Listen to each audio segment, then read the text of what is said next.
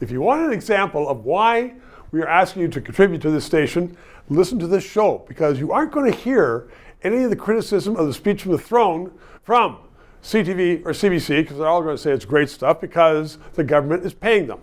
So we need independence, and that's what this is. So please contribute to keep us on so you can hear Dan McTeague, who is independent, talk about the speech from the throne. You were a Liberal MP for 19 years. I don't know if there was a lot of deja vu for you today when you heard the speech from the throne, but really a few days when it sinks in, I heard it and I thought it was, the Tories could have written it. That's right. I thought it was as well. Unless, of course, it's a plan for a plan. It's not even a blueprint. It's basically writing down the napkin and reading it out. But that's what they always are, isn't it? They are, exactly. And you can't read from that what the government intends to do. We don't know the timing. We don't know. It looks like he wants to wait until the fall for anything. The Liberals and the government have not really functioned very well since last September. And certainly we have not seen Parliament open since last January. So the first time in 2025 we're getting some action.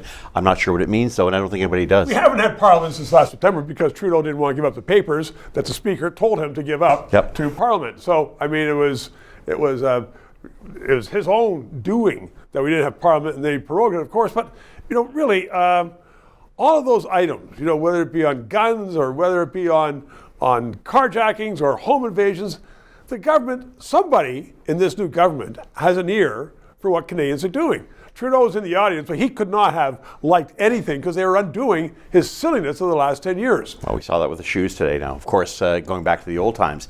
No, I think there's a more serious tone that's set here, a more deliberate tone that's set here. I know of Mark Carney from his green perspective, net zero perspective, the damage it's done to the Canadian economy.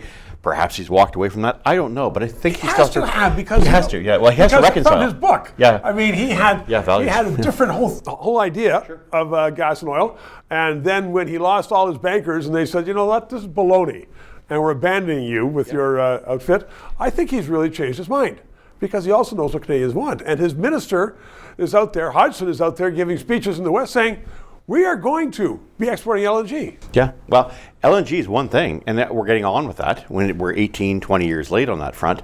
But we also need to complement that with oil. The world needs as much oil as it needs gas, like it or not.